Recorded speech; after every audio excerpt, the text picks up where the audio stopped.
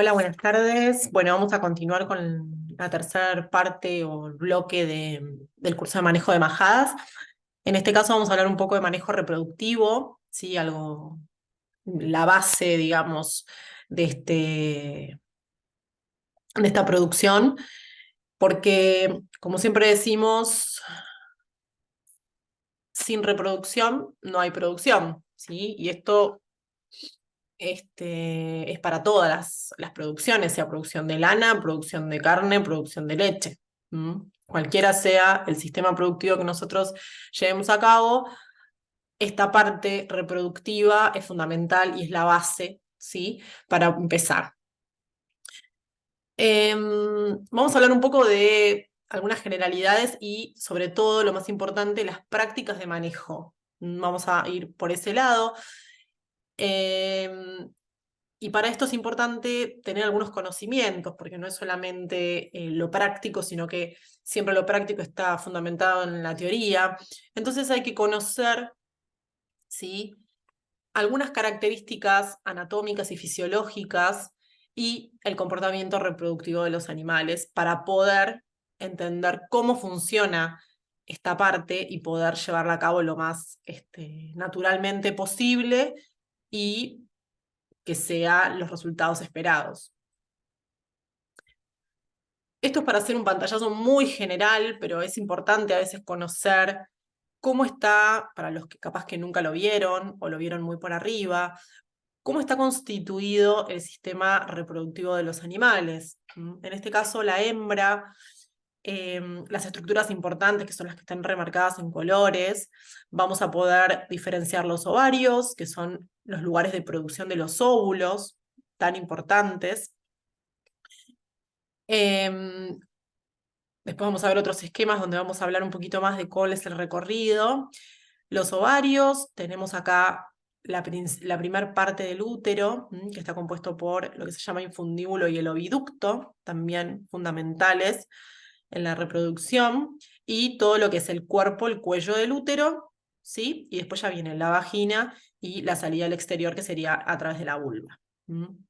Esto es muy importante, sobre todo acá la conexión entre el cuello del útero y la vagina, ¿sí? Esta parte vamos a ver ahora que tiene toda una función muy importante, sobre todo en el momento del servicio, sea un servicio natural o proceso de inseminación artificial.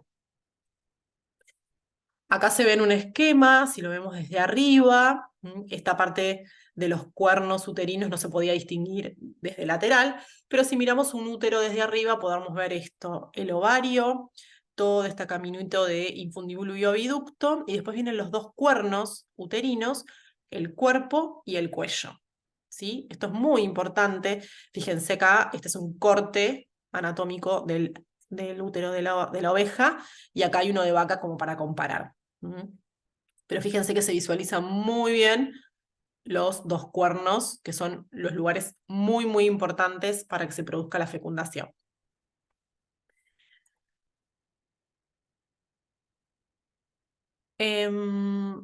Como característica diferencial, sobre todo de otros animales, la oveja tiene una particularidad, que es que en la conexión entre la vagina y el cuello del útero, ¿sí?, hay una especie de fornix, ¿sí?, que le llamamos fornix vaginal. Es como si fuera un esfínter muy, muy, muy cerrado, que muchas veces dificulta determinadas maniobras, sobre todo en el momento del servicio, em, porque, bueno, tiene esta particularidad, que es muy estrecho, ¿sí? Y pasado este orificio, nos encontramos con esto. Esto es un útero abierto, un cuello uterino, donde se pueden ver toda esta mucosa sinuosa, con estos pliegues bastante, bastante desarrollados y prominentes, que también van a hacer que los recorridos sean bastante complicados si queremos atravesarlos. Y esto en el caso de una inseminación artificial, por ejemplo. No es lo mismo en una vaca, mucho más sencillo, ¿no? La oveja se complica un poco esta técnica por esto que tiene naturalmente en su mucosa. Con respecto a la vulva, no mucho más para decir, simplemente no está tan expuesta como en la vaca, por suerte, por lo tanto no hay tantos problemas con respecto a esto, pero bueno, ahora después vamos a hablar un poco de cómo manejar el tema en la revisación, sobre todo, de qué cosas ver, qué cosas tenemos que tener en cuenta. Pero por supuesto que es una estructura muy importante, ¿no? Porque no solo es parte del aparato reproductivo, ¿sí? Sino que también comparte con el sistema urinario, porque aquí en el piso, inmediatamente después de traspasar la vulva, está el orificio por donde sale la orina. Entonces también, ojo con eso.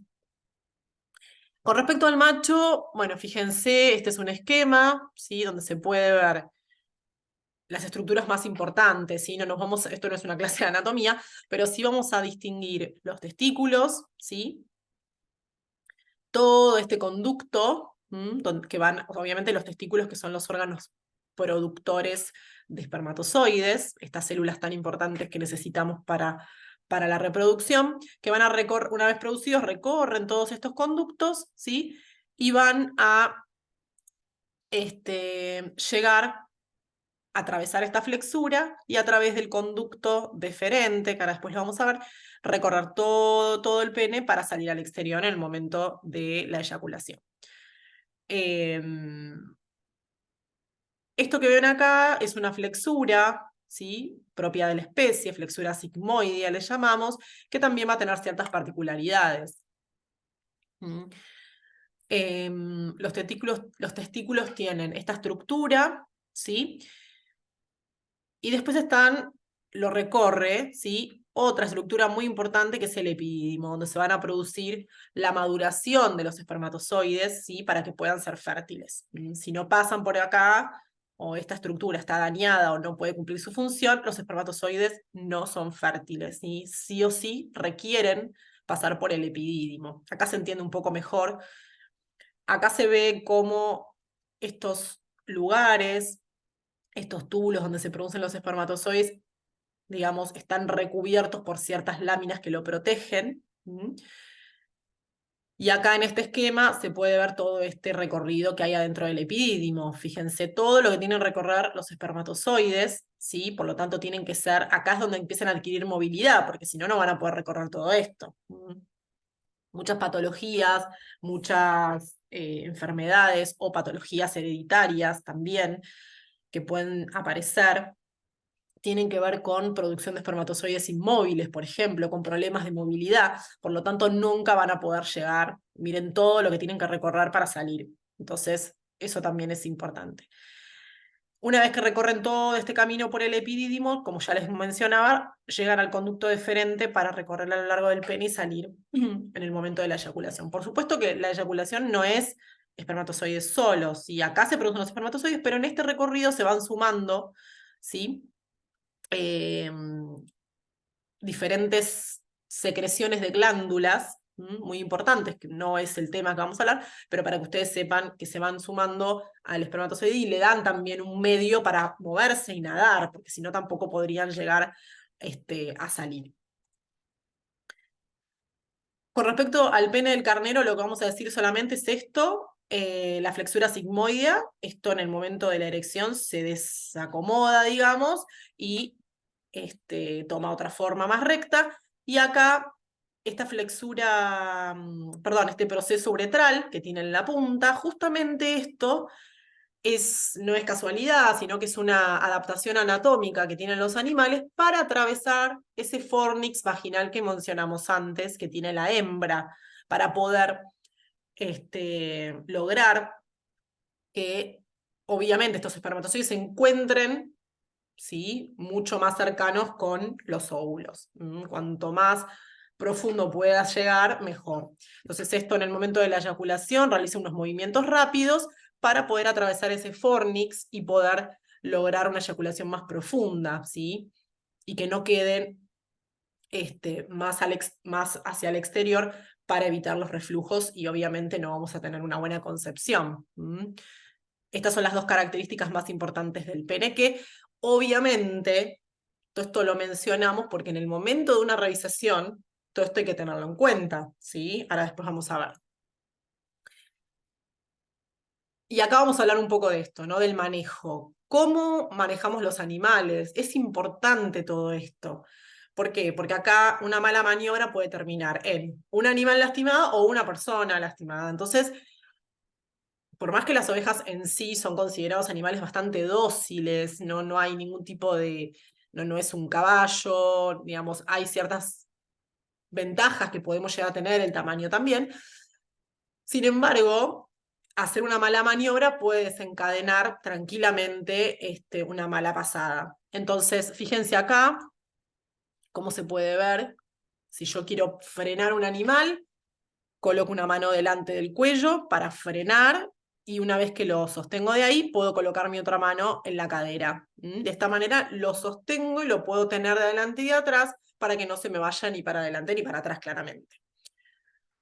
Esto no se hace, muchas veces quieren agarrar una oveja, un animal, sí, en el corral que está corriendo, tú lo primero que hacen es agarrarlo de la pata, esto no, primero porque es muy probable que la lastimemos y también es probable que, obviamente que yo hago fuerza, el animal tiene todas las de ganar, porque está hacia adelante, ¿sí? Voy a estar haciendo fuerza sin sentido, porque probablemente no lo agarre, y si lo agarro, lo voy a agarrar súper enojado, súper nervioso, estresado, y quizás después no vaya a poder hacer el resto de las maniobras que yo necesito. Entonces acá se ve más cerca de cómo agarrarlo, ¿sí? Una mano por debajo del cuello y acá, un poco más abajo del cuello, en el pecho, digamos, y acá en la parte del flanco también. Esta es una buena forma de agarrar. Esto tampoco, ¿sí? Esto tampoco porque nos pueden patear, se pone muy nervioso el animal y posiblemente también pase lo mismo que acá. Bueno, después tenemos lo que se llama la maniobra de volteo del animal. Esto lo vamos a ver específicamente más en el práctico, porque acá son fotos y quizás mucho no se entiende. Pero una vez que estamos en esta posición, perdón, bueno, una vez que estamos en esta posición, de la mano por delante en el pecho, un poquito más hacia arriba y en el flanco, hacemos un movimiento con el pie, como pueden ver acá, trabamos y hacemos un giro, ¿sí? Utilizando el eje del animal, ¿sí? Tratando de hacer la menor fuerza posible, utilizando la fuerza del animal, o sea, sacándole el punto de apoyo, que es esta pata de acá. Cuando yo le saco este punto de apoyo, puedo girar y el animal me queda sentado de esta manera, ¿sí? Una vez que lo senté, lo puedo acomodar de la manera que yo quiero. Acá hay otra forma de agarrarlo mal, ¿sí? O querer voltearlo de esta manera. Esto no. Una vez que lo senté, fíjense cómo queda, ¿no? Una posición súper cómoda, segura para el animal y para la persona que va a realizar. Para el que lo sostiene y para la persona que va a realizar cualquier maniobra. En este caso están dando una medicación inyectable. Tranquilamente lo puede hacer porque ahí el animal es muy difícil que se mueva, en general se quedan quietos, ¿sí? Y se puede hacer todo lo que uno desea. Y esto que remarcamos siempre que son las buenas prácticas sobre el animal, ¿sí? Bueno, en este caso es una medicación subcutánea que se puede dar acá en este lugar, pero hablamos en prácticas generales de buenas prácticas y una de las buenas prácticas, o sea, la primer parte de todo esto es esto, sostener bien un animal, ponerlo en la posición correcta. Acá hay otras buenas prácticas que se realizan, que después vamos a hablar un poco más, el tema de la revisación de los dientes y lo que sería el boqueo para ver la edad aproximada, si hay mucho desgaste, etcétera. Acá el recorte de pezuñas. Bueno, acá el tema de trabajos en la manga, ¿sí? Esto también tiene que ver mucho con el bienestar animal que estuvimos hablando la otra vez, de trabajar tranquilos, sin perros, o si hay perros, bueno, tener ciertos cuidados. Y esto yo creo que es como la clave de esta producción, recorrer. ¿Sí? Esto tiene que ser todos los días. ¿Sí? Recorriendo se observan cosas, se aprenden cosas, se corrigen cosas, todos los días, ¿sí? Mirar a los animales. Porque claramente si hay algo distinto nos vamos a dar cuenta, ¿no? Esto de sacar de la rutina, de decir, bueno, acá hay algo que está pasando, los animales están separados, no están juntos, o alguno está ya solo, bueno, un montón de cosas que se pueden ver con el solo hecho de recorrer los animales, ¿sí? Esta es una práctica fundamental en esta especie. Volvemos un poco a reproducción, ¿sí? Manejo preservicio. ¿Cuándo lo hacemos? Por supuesto, tiene que ser un cierto tiempo previo. ¿Para qué? Para poder tener ciertas precauciones en el caso de que nos encontremos con algo que no está bien y que tengamos que solucionarlo, que nos dé tiempo para solucionarlo. ¿Sí? Si yo voy una semana antes del momento que yo decidí que voy a hacer el servicio y me encuentro con que un carnero está rengo, que la oveja, no sé, lo que fuera, entonces no voy a tener tiempo de corregirlo y se me va a pasar la fecha. Y recuerden, que ahora lo vamos a ver, acá hay un tiempo de servicio, no es todo el año como en la vaca. Entonces, ¿cuál es el objetivo del manejo preservicio? Llegar justamente al momento del servicio en buenas condiciones reproductivas, nutricionales y sanitarias. Estas tres cosas tienen que estar lo más completo o lo más sano posible y planificado, ¿no? Una de las primeras cosas que hacemos en el manejo preservicio es evaluar la condición corporal. ¿Mm? ¿Por qué? Porque los animales a partir de este momento se van a enfrentar con desgastes, ¿sí? Nutricionales, toda esta cuestión del servicio aumenta los requerimientos nutricionales, entonces el animal tiene que llegar al momento del servicio con una buena condición corporal, ¿sí? El macho y la hembra. La hembra aún más, porque la hembra no solo va a tener que transitar el servicio, sino que va a tener que transitar todo un periodo de gestación, parto, lactancia, que después vamos a ver. Entonces lo que se hace es medir acá, medir o palpar lo que es la cobertura de grasa y los músculos subyacentes para ver, digamos, en qué condición está el animal. ¿Qué condición tiene que tener? Bueno, esto es subjetivo, ¿sí? Claramente ni 1 ni 5, ¿sí? Porque esto es un esquema. 1 sería un animal demasiado delgado, con ya un problema nutricional, ¿sí? Una inanición. Y acá el 5 es demasiado excedido de peso y tampoco sirve, ni en la hembra ni en el macho. Esto complica la situación. Siempre hablamos de que el 3 es el ideal, pero depende en qué etapa estemos. Es muy difícil mantenerse en un 3 y además es súper subjetivo. Claramente una hembra que está en lactancia no va a estar en 3, porque es un momento de altos requerimientos nutricionales donde el animal está en déficit. Naturalmente está en déficit, pero no es que quiere decir que está mal, sino que simplemente se tiene que alimentar acorde mucho más, ¿no?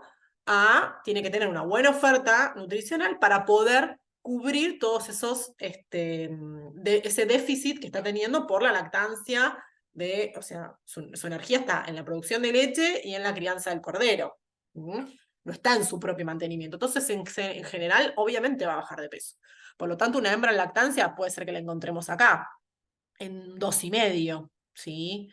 Lo mismo acá, no sé, también puede ser que en el momento del servicio, quizás si hicimos algún flashing nutricional o algo por el estilo, que ahora vamos a hablar un poco de eso, puede ser que encontremos animales de 3,5 o 4. Otra cosa que vamos a hacer en el momento de la revisación preservicio, además de la condición corporal, son las pezuñas, ¿sí? Observar que estén sanas, justamente porque, y que no estén reblandecidas, que no haya o sea, que estén simétricas, justamente porque acá es el punto de apoyo, ¿sí? Entonces el animal tiene que recorrer para poder comer bien, para poder encontrar el cordero, o lo que fuera, el macho saltar, ¿sí? En el momento del salto para el servicio va a tener que recargar todo su peso en los miembros posteriores, entonces las pezuñas tienen que estar sanas. Fíjense acá, esto lo deforme que está esto. Por supuesto, esto llega un momento que el animal pisa tan mal que se reblandecen, se empiezan a lastimar, duele, y el animal claramente no va a querer caminar ni hacer nada, menos dar servicio. Acá hay lesiones podales, estas ya las habíamos visto. Entonces el recorte de pezuñas, en el caso de que sea necesario, también se debe hacer en este momento de preservicio. Esta es la posición, como dijimos, para la revisación. Y en general tenemos una especie de protocolo de revisación para no olvidarnos de nada. ¿Qué es esto, no? Empezar de arriba hacia abajo. ¿Qué miramos? Bueno, la cabeza, los ojos, ¿sí? Los ojos es importante porque es lo primero, ¿no? El animal acá, lo primero es lo que ve, antes de todo lo otro. Entonces, el macho primero tiene que ver a la hembra ver al macho, después la hembra ver al cordero. Entonces, ojo con que puede haber alguna lesión, que quizás nosotros en la recorrida no lo vimos. Entonces, en el momento de la revisación, donde los animales los tenemos cerca en la manga, mirar los ojos, ¿sí? Hay patologías, puede haber traumas que producen esto, cegueras. Y esto, por ejemplo, bueno, hay que tener en cuenta. No es un animal apto para reproducirse. Bueno, como dijimos, el boqueo, el tema del desgaste dentario, justamente porque si son hembras o machos ya adultos, ya grandes, ojo con el desgaste dentario, porque quizás no van a poder alimentarse correctamente para enfrentar todos los requerimientos nutricionales. Fíjense esto, un desgaste importante, acá también. Y el tema de la edad. Si esto también tener en cuenta, si son animales de primer servicio, eso también, ¿no? No son animales que suelen tener tantos problemas de parto como una vaquillona, por ejemplo, pero puede pasar, sobre todo si son hembras, razas, perdón, prolíficas, que tienen más de una cría, tampoco vamos a hacerla servir con un macho gigantesco, ojo con eso. Bueno, otras estructuras que vamos viendo son los ganglios, ¿sí? Bueno, en la cabeza tenemos estos, el submaxilar, ¿sí? El retrofaringio. Normalmente no se tienen que palpar. Esto es lo importante de esto. Yo paso la mano por la zona de proyección, pero yo no lo tengo que palpar el ganglio, porque a veces me dicen, no lo encuentro. No, no lo tenés que encontrar. Si lo encontrás, es porque está agrandado. Estructuras axilares, ¿sí? Y inguinales. Fundamental estos inguinales, ¿por qué? Porque pueden ser alertas de que algo está pasando en la zona. Eso hacen los ganglios, son alertas de que en esa zona algo está pasando. Si, por ejemplo, hay un submaxilar afectado, bueno, puedo pensar en alguna patología en la boca, o en los ojos, depende. Bueno, acá estaban marcaditos, no me he olvidado de esto, las zonas de proyección para pasar la mano, para ver la proyección. Acá están, cómo se me revisan, preescapulares o axilares, inguinales. En el macho, particularmente, vamos a revisar los testículos, ¿sí? De arriba hacia abajo, palpación. ¿Qué palpamos? La consistencia, que no haya adherencias a la piel, que se puedan, o sea, los testículos tienen que ser móviles dentro del escroto, que es la piel que los recubre. Tienen que tener un tamaño simétrico uno con el otro. No tiene que haber dolor, no tiene que haber ningún tipo de lastimadura, nada. Fíjense acá en la revisación, esto, digamos, un borrego se puede encontrar al momento de que queremos que dé su primer servicio, si nunca lo habíamos revisado, una patología de nacimiento donde falta un testículo o el testículo es más pequeño. Entonces esto, como es una característica en general hereditaria, este animal no podría reproducirse porque se lo va a transmitir a la descendencia, a los machos. Revisación del pene y prepucio, bueno, acá obviamente siempre remarcamos lo de los guantes. Y esto de que si yo quiero revisar el pene, lo que tengo que hacer es acá desarticular o desarmar esa flexura sigmoidea que vimos en el esquema, para poder exteriorizar el pene y poder revisarlo correctamente. ¿Qué reviso? Que se puede exteriorizar primero, porque a veces no se puede, que no haya ningún tipo de lesión, y revisar bien el tema de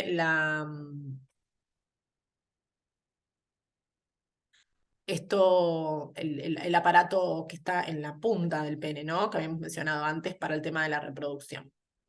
Obviamente todo esto no es normal, las fotos de acá abajo. Bueno, siempre lo de los guantes, porque esto ya lo hablamos en cuanto a el tema de la zoonosis que pueden transmitir los animales a través de los fluidos. Y en la hembra, sí, bueno, lo mismo, condición corporal, todo lo mismo, sí, todo lo mismo que veníamos diciendo, y me voy al aparato reproductivo de ella, propiamente dicho.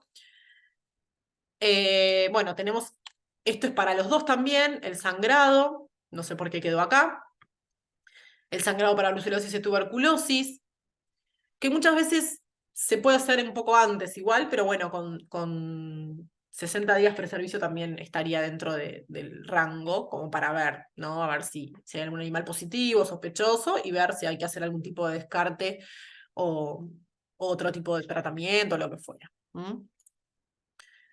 Esto ya lo habíamos visto en la otra diapo de sanidad, el tema de cómo hacer la extracción de sangre, cómo colocar la aguja. ¿Mm? Y ahora sí, la hembra. ¿Qué revisamos en la hembra? La ubre, fundamental. La ubre tiene que estar sana.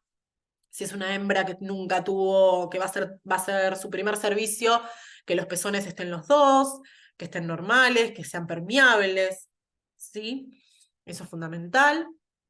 En el caso de una hembra más adulta, evaluar que no haya una mastitis previa al parto anterior o una mastitis por un golpe o lo que fuera. Muchas veces quedan mastitis leves, por decirlo de una manera, pequeñas durezas que uno palpa, y eso es una complicación, porque en el momento de la producción de leche, esto imaginen que adquiere el doble de su tamaño, y esto puede doler y puede hacer que la hembra no quiera amamantar al cordero. Entonces tiene que estar así, sana, los dos pezones normales, no hay ningún tipo de herida ni nada. La vulva lo mismo, ¿sí? Que sea normal. Y esto es fundamental, ¿sí? Esto en los animales que tienen mucha lana, recomendamos esta maniobra, que es la limpieza preservicio, justamente ¿para qué? Para eliminar toda esta suciedad, toda esta, eh, sí, esta suciedad que tiene bacterias, microorganismos, que en el momento del servicio pueden llegar a generar algún tipo de infección en la hembra o en el macho también. Lo ideal es que la zona sea, o sea, que el servicio sea lo más higiénico posible. Entonces, despejar esta zona, ¿sí? Es muy importante. También va a facilitar el servicio totalmente en lo que sería tanto natural como inseminación artificial. Entonces hacemos una limpieza preservicio que quede de esta manera. Entonces es mucho más fácil, está mucho más expuesta la vulva, mucho más higiénico todo. Y otra de las maniobras también es la limpieza preparto. Esto se puede hacer preservicio, se puede hacer toda la zona. Fíjense que lo que se llama preparto se extiende un poco más, se hace limpieza acá, en la zona de la vulva, pero también se hace una limpieza en la zona de la ubre y la panza. Se puede hacer todo preservicio o se puede hacer en la hembra gestante la preparto. Pero bueno, hay que tener mucho cuidado, ¿no? Porque voltear un animal gestando es un tema. Es medio riesgoso, pero bueno, se puede hacer. ¿Cuál es la idea de esto? Es despejar la parte de los pezones para que el cordero encuentre rápidamente su fuente para mamar, ¿sí? Y que sea también lo más higiénico posible, para que no le ingresen bacterias, porque imagínense un corderito recién nacido es súper susceptible, entonces es importante también esto, ¿no? Que sea una lactancia higiénica. Lo mismo la limpieza de la cabeza, despejar a los animales que tienen mucha lana, justamente para lo que veníamos diciendo, el tema de que encuentre el cordero, que el macho encuentre a la hembra, muchas veces que encuentren la comida, que encuentren el agua, ¿sí? Bueno, estas son algunas fotos que no se ven muy bien, pero yo puedo, a simple vista, desde lejos, poder saber, mejor dicho, en qué etapa está la hembra, en qué categoría pertenece. ¿Tiene cordero o no tiene cordero? Yo puedo ver una ubre así y no ver el cordero. Entonces acá falta el cordero. ¿Dónde está? Si esta hembra parió. ¿Sí? Entonces, ojo ahí, se perdió, ¿dónde está? Esta hembra, digamos, esta es una ubre normal. con cordero, pero digo, a veces sucede que vemos a la hembra con esto, con esta ubre, y no está el cordero. Después tenemos mastitis. Esto acá está muy, muy inflamado. Acá una hembra que perdió a su cordero. Fíjense cómo de a poco se va como disminuyendo la producción de leche. O sea, una hembra que parió y perdió al cordero puede terminar en mastitis o puede hacer una regeneración normal de la ubre, de los tejidos, y terminar de esta manera y no pasa nada. Y esto es una hembra seca. No hay desarrollo de ubre. Está de esta manera como vimos en las fotos anteriores de la revisación. Es para distinguir más o menos en qué categoría puede llegar a estar. Perdón. Bueno, y esto es una tabla que después se las dejo para que ustedes vean, donde podemos distinguir también la categoría en cuál puede estar la hembra, no solo según el desarrollo de la ubre, sino también tamaño de pezones, el tipo de secreción. Hay un montón de características. La vaginoscopía se suele hacer en hembras quizás de alto nivel reproductivo, altas categorías, de tambo, quizás que son menos, o las que van a hacer inseminación artificial, claramente, ¿no? Se necesita un vaginoscopio para poder hacer la técnica. Pero no es algo que se use de rutina, no lo vamos a hacer en la manga, esto no se suele hacer. Y por último vamos a hablar un poco de las características fisiológicas, esto que veníamos diciendo de que no se puede reproducir todo el año, ¿sí? Hay una estacionalidad reproductiva. ¿Y por qué? ¿Sí? Naturalmente, en esta especie, la estacionalidad reproductiva tiene que ver con que hay una adaptación de la especie a que su cordero, su cría, bueno, en este caso el cordero, nazca en un momento del año de condiciones favorables. Que el ambiente sea favorable, climáticamente, en producción de forraje, ¿sí? Entonces, las ovejas son poliéstricas estacionales, es decir, poli son muchos, éstrica tiene que ver con los estros o celos, estacional. Entonces tiene muchos celos, pero en una estación del año, en un momento del año. Después entra en anestro, ¿sí? Y no tiene la capacidad de reproducirse. Lo puede inducir de forma artificial, pero bueno, ya es otro tema. A diferencia de la vaca, por ejemplo, como pueden ver acá arriba, o de la cerda, que tienen celos todo el año. Vuelvo un poco para atrás. No, lo puedo mostrar acá. Esta estacionalidad en la oveja y en la cabra está en este momento del año que es el otoño. Otoño-invierno. Por eso se llama fotoperiodo negativa. Entonces, si tenemos que clasificar a la oveja desde su característica reproductiva, decimos que es una poliéstrica estacional con fotoperiodo negativa. Es decir, cuando empiezan a bajar las horas luz, la hembra empieza con sus ciclos. A diferencia, si quisiéramos hacer una comparación, con la yegua, ¿sí? Que es en el momento de la primavera. O sea que es una poliéstrica estacional, pero con fotoperiodo positivo, cuando empiezan a aumentar las horas luz. ¿Qué pasa en ese momento de estacionalidad reproductiva? La hembra tiene varios ciclos, varios celos.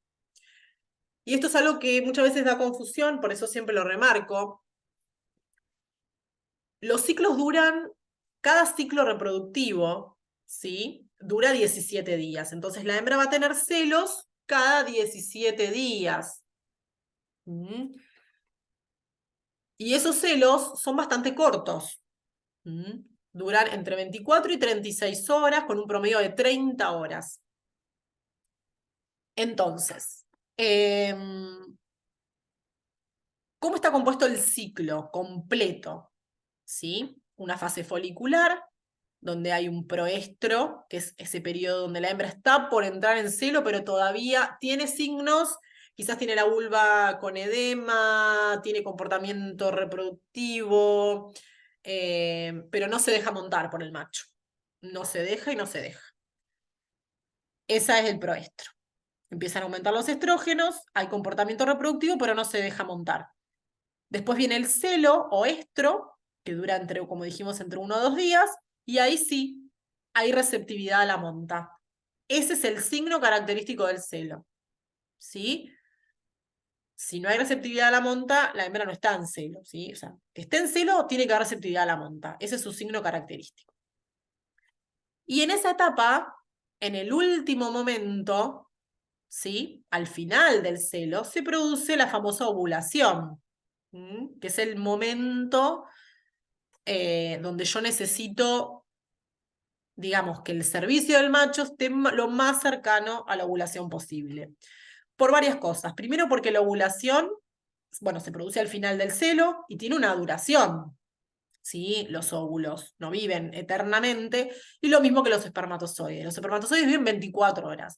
Por lo tanto, si yo le doy servicio acá, apenas empieza el celo, me apuro, digo, bueno, esto hablando de un servicio controlado. Si los animales están todos juntos, no pasa nada, porque en general el macho la va a servir varias veces.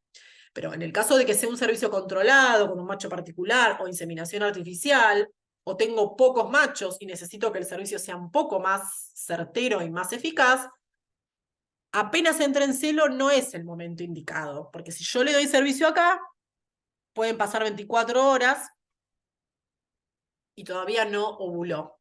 Entonces, mi espermatozoide va a estar muerto en el momento de la ovulación, no me sirve. Entonces, yo siempre tengo que esperar un poquito para dar servicio. O puedo dar un servicio acá, ¿sí? Empezó el celo, puedo dar un servicio acá y otro al final.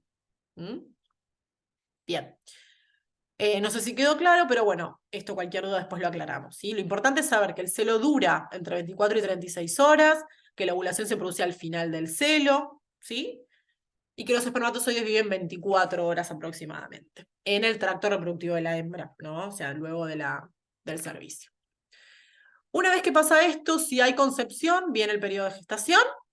Si no, pasa a la etapa luteal, de metaestro y diestro, que son, bueno, aproximadamente 3 días, y acá también entre 4 a 11 días, y vuelve a empezar el ciclo, ¿sí? Todo esto dura 17 días, por eso cada 17 días hay un celo. Como les decía, acá están las características que se ven en cada etapa. Esto obviamente es biología, esto no es siempre tan exacto, pero sí, en el celo hay receptividad a la monta, es en el único momento. Después sí, voy a poder ver que la vulva tiene edema, pero también lo puedo ver acá y lo puedo ver acá. Acá donde dice vulva normal no siempre también es así. Hay momentos donde se pueden confundir los otros signos, el tema de la secreción. ¿Sí? Fíjense que en el proestro ya hay secreción. Entonces no puedo decir, está en celo. No. Este es el único signo que yo puedo decir que la hembra está en celo. Periodo del servicio. Bueno, estos son los tipos de servicios que tengo. Si estoy a campo voy a necesitar un 2% de carneros en relación al número de hembras. Si estoy en un corral puedo disminuir un poco, un 1%.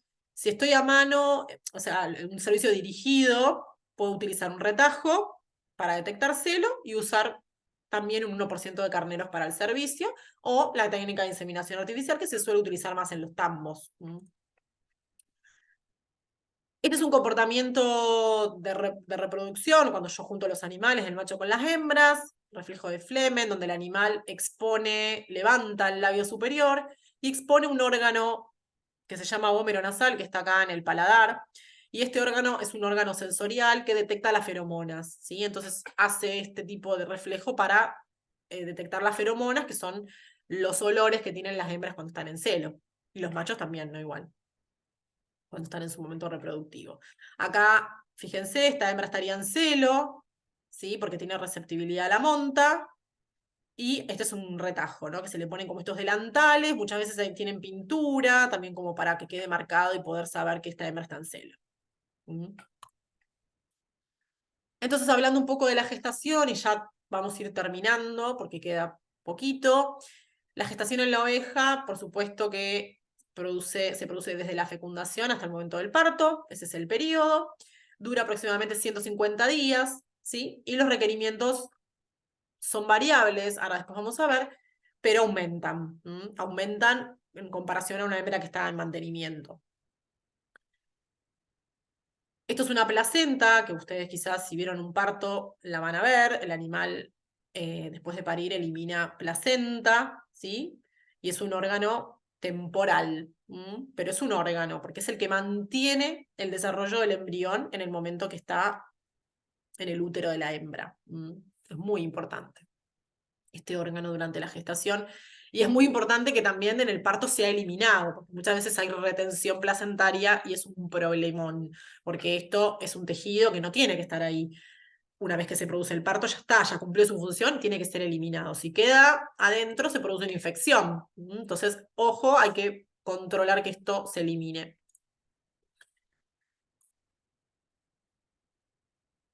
Esto es un tema medio complejo, es decir, ¿por qué tengo bajo porcentaje de preñez? Bueno, fíjense, miles de factores, miles. ¿Por qué tengo bajo porcentaje de preñez? Puedo tener un bajo porcentaje de servicios, mal manejo de servicio, como recién dijimos, junté los animales muy temprano, lo cansé al carnero y ahora ya no sirve, bueno, un montón de cuestiones. O puedo tener un bajo porcentaje de ciclos, de ciclicidad. ¿Qué quiere decir esto? Que la hembra no tiene buen ciclo, que son más cortos, que no son tan evidentes los celos, que son también celos cortitos, muchos más cortos, entonces también no me da tiempo de darle un servicio correcto.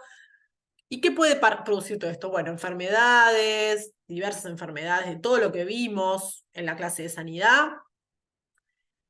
Con respecto al macho, puede haber una baja, una infertilidad, ¿sí? Espermatozoides que no son fértiles, un medio ambiente adverso, la baja condición corporal que comparten el macho y la hembra, esto es bastante común. Esto dijimos de que no llegan al servicio en una buena condición corporal, entonces claramente el animal que no está bien nutricionalmente, a ver, la reproducción es un lujo para el animal. Entonces, si no puede mantener sus necesidades básicas de mantenimiento nutricionales, no se va a reproducir, porque ¿sí? La energía va a estar destinada a su mantenimiento y su recuperación en el caso de que esté por debajo del nivel deseado de nutricional.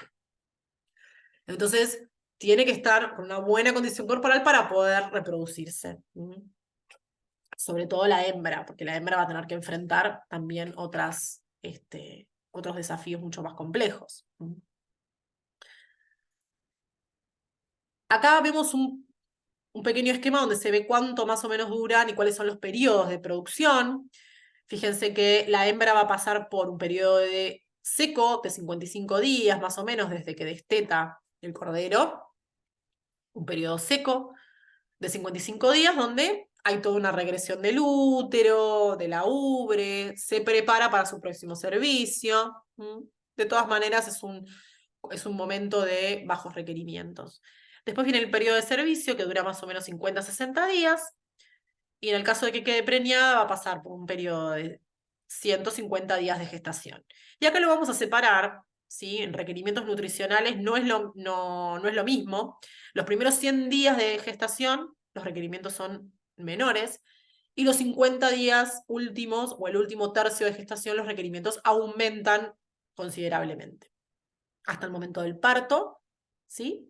Y ahí ya tenemos 90 días de lactancia. 3 meses de lactancia, más o menos, puede variar, hasta que vuelve el destete y vuelve a comenzar.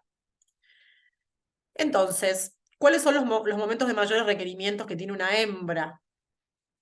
Como dijimos, el periodo seco. Acá incluso hay un periodo eh, incluso por debajo de la línea de mantenimiento, ¿sí? Los requerimientos son muy, muy bajos. Y empiezan a aumentar lentamente previa al servicio. ¿Por qué? Porque empiezan a movilizarse las hormonas, empieza todo esto en manejo de el ciclo, ¿sí? La producción o la formación de los folículos que posteriormente van a liberar los óvulos, hay todo un recambio de tejido. Entonces empiezan a aumentar los niveles nutricionales, los requerimientos nutricionales, para llegar al momento del servicio, que es el primer momento de altos requerimientos, momento del servicio. Una vez que la hembra pasó el servicio y quedó preñada, logramos que quede preñada, bajan los requerimientos, y en el primer periodo de gestación los requerimientos son bajos. Fíjense que coincide con la curva de mantenimiento. Son bajos, no necesita un extra. Pero cuando empieza a transitar su último tercio de gestación, los requerimientos empiezan a aumentar. Empiezan a aumentar, aumentar, aumentar.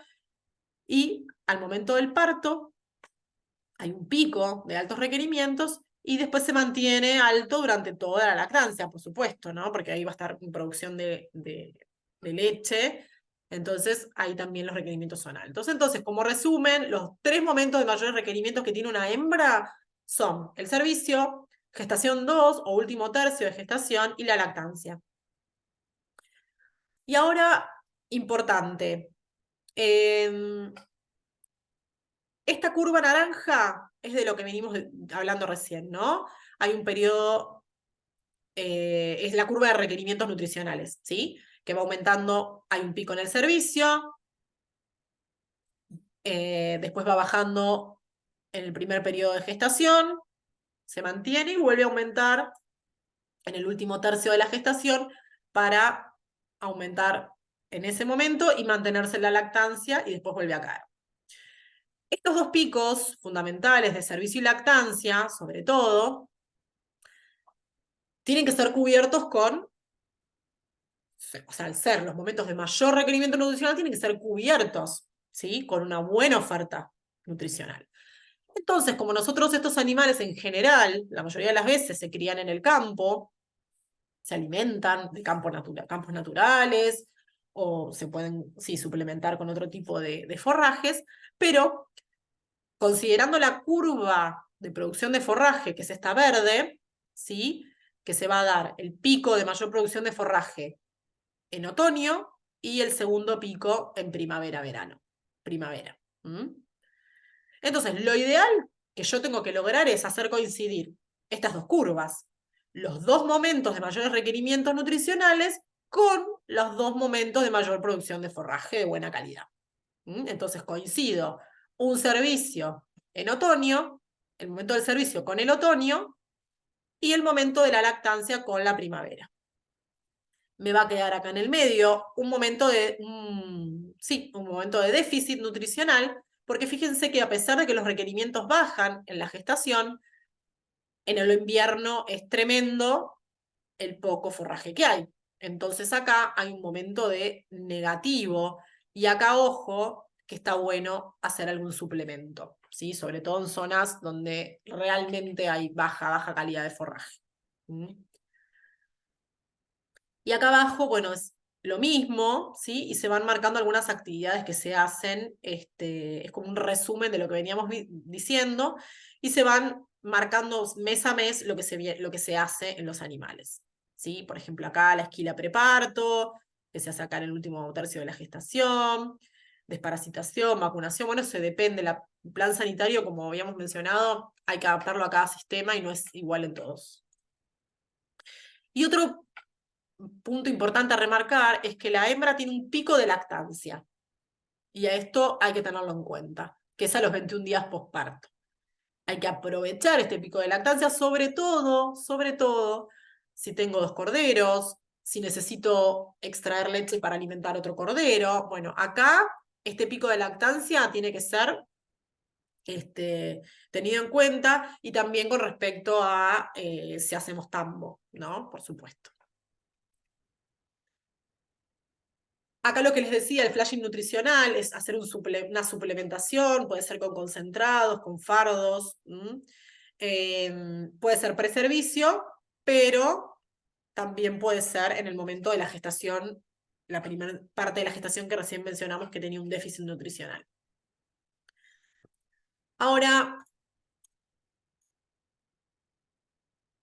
¿cuál es el impacto? ¿Por qué la gestación 2 o por qué el último tercio de la gestación es tan importante? Porque es donde se produce el 70% del desarrollo y la madurez del cordero.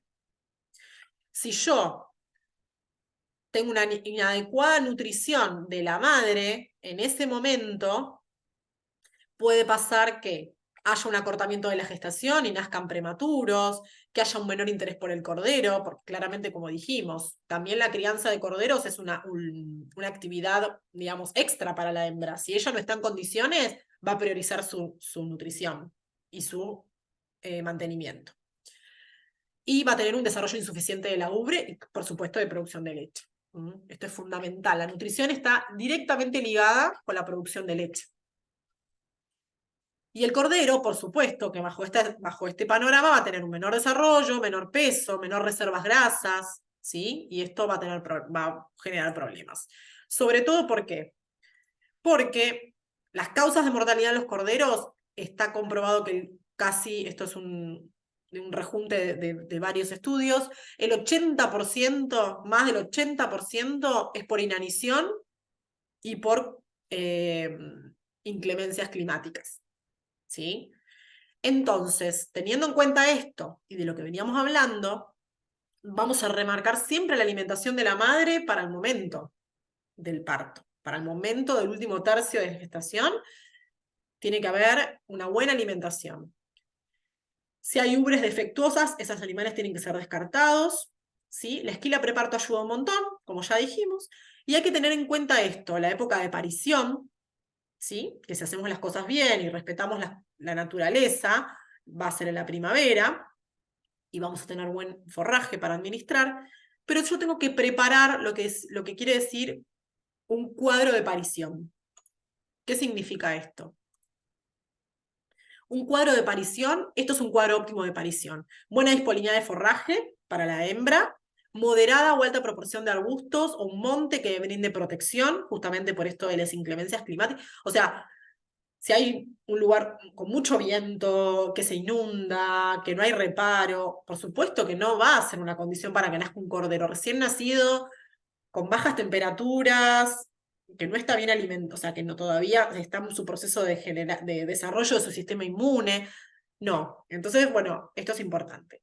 Y por otro lado, la topografía, que sea algo irregular, esto, bueno, ya por el tema de las inundaciones, que haya una alta disponibilidad de agua para que la hembra pueda beber, y el cordero también después al poco tiempo. Y esto, fundamental, el calostro. El calostro es lo más importante. Y por eso acá marcamos la esquila preparto, porque el calostro es la primer secreción láctea que tiene la hembra en las primeras 12 a 24 horas. Y que tiene que ser ingerida en ese momento, porque después ya no hay calostro. El calostro se produce en ese momento. Entonces tiene que ser ingerida. El calostro, esta primera secreción láctea de la hembra, es fundamental porque tiene funciones muy importantes. ¿Cuáles son esas funciones? Transmite anticuerpos, ¿sí?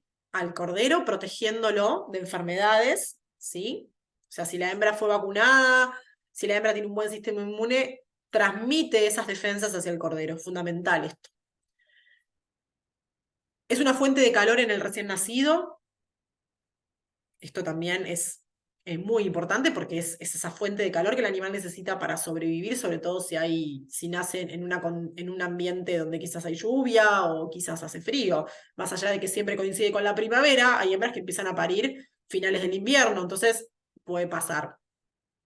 Y la tercera función que tiene el calostro es el efecto laxante, que ayuda a eliminar el meconio, que es esta primer materia fecal que tiene el cordero que tiene que ser eliminada.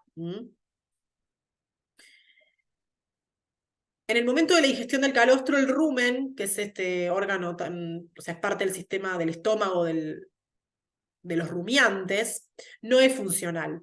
Entonces lo que sucede es esto. Bueno, acá hay un esquema donde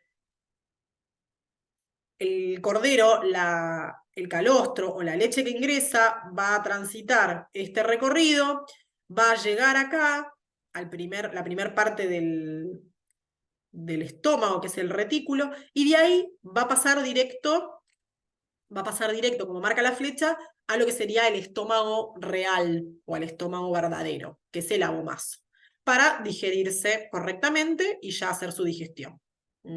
No pasa por el rumen, no hay fermentación, no hay nada. Esto es justamente lo que pasa.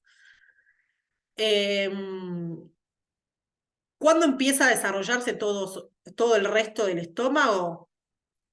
Cuando el animal empieza a comer pasto, ¿sí? De todas maneras, el calostro también es importante para el calostro y la secreción láctea posterior para desarrollar e ir estimulando de a poco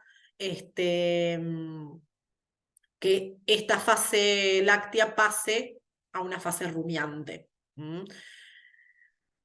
¿Por qué? Porque más allá de que esto se produce realmente en el destete, la mucosa tiene que ser estimulada y tiene que ir desarrollándose de a poco. Entonces es importante que ingiera los alimentos. Y acá volvemos a que el calostro es la principal fuente de calor que recibe el cordero y tan importante, porque fíjense cómo esto es la temperatura del animal, nace con una temperatura similar obviamente al cuerpo de su madre, 38, 38 y medio. ¿Y qué sucede? A las primeras 12 horas de vida hay una bajada tremenda de la temperatura. Esto es la temperatura del cordero. Fíjense, hay un pico tremendo a entre 36,7 y 37 grados. Esto es muy bajo para el animal, por lo tanto, si no hay calostro, es muy probable que se muera de hipotermia, ¿sí? Bueno, estos son indicadores de reproductivos que se los dejo para que después los vean ustedes. Esto es lo que veníamos diciendo, la fuente de alimentos, en general nos manejamos con esto, con campo natural, casi en el 80%, y después tenemos pasturas, rastrojos, suplementación con granos o rollos. Pero en la cuenca del Salado, particularmente en nuestra zona, el campo natural es la base de la alimentación de las majadas. Y para terminar, este alimento que siempre es como medio subestimado, y es el agua. El agua es clave. Muchas veces el bebedero está en la otra punta, lugares anegados donde el animal no llega, se tapa, bueno, lo que fuera. Tienen que ser controlados, cuidados, mantenidos, y el agua tiene que estar fresca, limpia.